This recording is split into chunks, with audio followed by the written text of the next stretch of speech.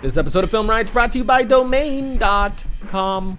Today on Film Right, we're continuing our stretch of DIYing with some more DIY gear, which will be a DIY light stand. For lighting. For lighting.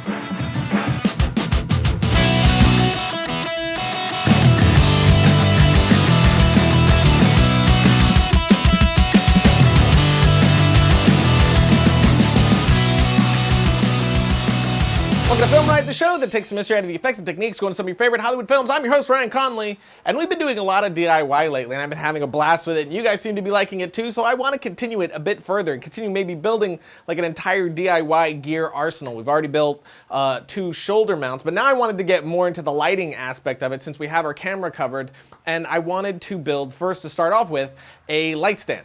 And I was trying to figure out how to do that. We came up with some simplistic plans, once again just using PVC because it's the cheapest thing that you can get. We're trying to keep it super cheap and super simple. So we're gonna start with building the base of this bad boy and then building it up from there. Let's go. Ow, what was that? Did you see that coming? Yeah.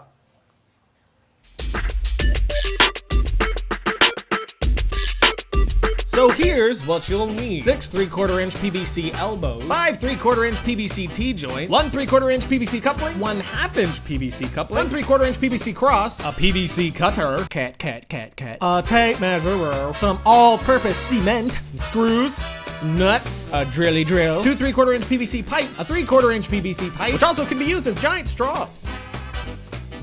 So the first thing I'm going to do is build the base of the light stand, and that's going to be a square base. So now I'm going to cut a piece that I want the length of one side to be, and that should be about good there. Now obviously we need 4 of these to make our square, so all I'm going to do is use this as my measurement for the rest of them, so we don't need to use a tape measure or anything. It's quick, simple, and easy. And now with these cut, I am going to use a tape measure to find the center to cut each one of these in half. And now that we have our half of a half, we can use that to measure the rest. So now that we have our 3/4 PVC piping cut into these smaller pieces, I'm going to take 4 of these T-joints and 4 of these elbows and piece it all together. So now I'm going to take a T-joint, connect 2 together using the T-joint, and have it to where the T-joint is facing out. Then connect an elbow to either side of this. Then another piece with another T-joint, but this time the T-joint facing straight up. Then another elbow, another piece, another T-joint, but again facing in. Another piece, another elbow, once again a T-joint, but again this one facing up. And then our final piece connecting it all together. So now we should have our square with 2 T-joints across from each other, both facing up, and then 2 T-joints again across from each other, both facing in. So now I cut 2 more pieces the same length of all the others, which I will connect with this T-joint, and then place this one in the middle of all the others. So now we have the base done, and it's time to start building it up. But the one thing is, if we were to put just 1 3/4 piece in it, just like this, once it got tall enough, it would start wobbling like crazy. So we need to build a little more support for it, probably up to around here. That way we can build this thing way higher and it'll be a lot more stable. So to do that, I'm gonna mark where I want my support to come up to, then make my cut, and then make 2 more pieces the same length. To tie all our pieces together, we're gonna make 2 more pieces just like the ones we had on the bottom. Now we'll take the 3 long pieces, mount them into the T-joints. Then we'll take our 3/4 cross, mount that in the center, then grab 2 more elbows, place those on the outside PVC, then take the small pieces to connect it all together. So now we have the complete base done, and then we can start building on top of that, which this thing kind of looks like it can double as like pull-up bars for little people, or maybe a hurdle.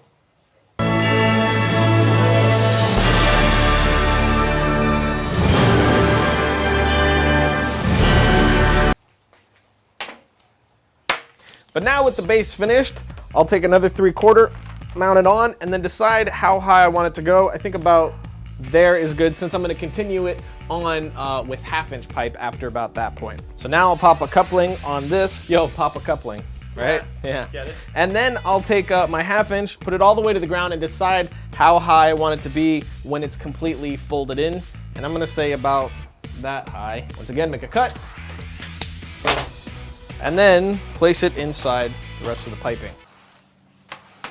But how's it gonna stay, Ryan? I'll tell you. Now with our drill and the drill bit attached, this one's a 5/32 bit, we're going to drill a hole with the 1/2 inch pipe out of the piece. We're gonna drill a hole right where the coupling and the pipe connect.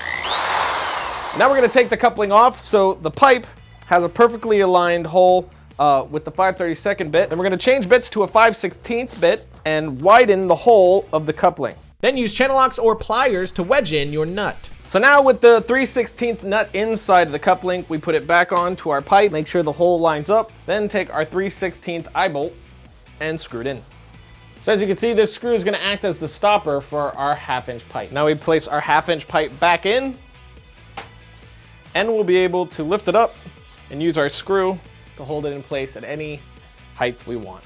So now we have the light stand completely built, and this sort of light stand is obviously for the complete no-budgeter, somebody who's doing it as a hobby or has no money whatsoever to buy any extra gear. So with that in mind, your light kit is probably going to consist of stuff like this, a $15 can light from Home Depot, and you could mount it on this in one of two ways. One, you could just get a 1/2-inch T-joint, put it up top, and then just clamp it on.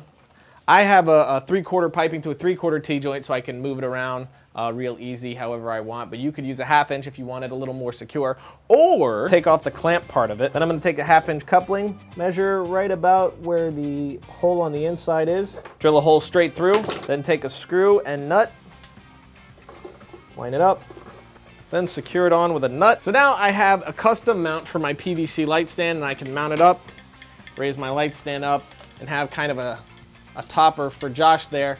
And the can light goes for about $10 depending on where you get it. This light stand only cost me about $10 to build. So all in all, this is a $20 setup. We could get 3 of these, do a decent 3-point light setup for $60, which is around the price you would get for a cheaper pro light stand. So all in all, this is a really good build. Of course, we would paint it black so it didn't look so cheesy. I would use sandbags on the bottom to make sure it's completely stable. And the good thing about this is I didn't glue anything. It stays together just fine. So I can actually collapse it down, put it in a bag, and transport it wherever I want to. After the lovely email we received from Domain.com last week, I decided to write them a thoughtful response, and it goes a little something like this. Dear Domain.com, thank you for recognizing our awesomeness. You have a great eye and are a fantastic judge of character, but no, Bruno can't be in the next episode. I mean, I would have put him in it, but you're not the boss of me. I'm the master of my universe. On to another subject. I'm very glad to hear that our Film Riot Army has been dropping the Film Riot code like it's hot and showing you the love. And I gotta tell you, Domain.com, I appreciate you coming with the hookup for all our peeps so they can get 15% off their domain name, web hosting, or even transfer. So I'll keep reminding my internet pals to use the tasty Film Riot coupon code so that they can save some coin, cheddar, dollar bills. Because my friend, when I think domain names, I think Domain.com. Now that's how you write an email. Logo. So there you go, we got our $10 light stand all set up, built, ready to go with the can light on it, acting as a kicker on me right now. And as you can see, the color is kind of greenish color, and that's because we have a different bulb on there. One of the great things about using these can lights is you could just go to Home Depot and buy a ton of different bulbs to get a ton of different effects for your lights instead of using gel. So you can go and you can get these blue outside power bulbs, or a halogen bulb which has sort of a spot effect to it and is very harsh, or you could just use regular tungsten household bulbs of different wattages up to 120 watts. You could get a bunch of different ones of different intensities for different effects that you want to do. You can also build a homemade dimmer, which we've shown here, and then you could use that for all sorts of cool effects as well. So with all that together, you could have yourself a decent lighting kit for under $100, which is insane. So for those of you out there that don't have a massive budget, but you're trying to do stuff with your friends as a hobby to try to get better, this stuff is just where it's at. I'm probably actually going to use this a little bit for some destructive stuff, but that's the great thing about this. It's only $10, so I don't really care about it, so I can do whatever I want with it and be destructive and not really care if it gets broken or not. So even for those of us that can afford more budget, that's a great thing about this stuff. But that's it for today's episode. As always, you can follow me on Twitter, twitter.com/Brian_Conley, or on the Facebook page. If you have an idea for a DIY build, put it there. I'm kind of loving these right now. And I'll see you guys next week.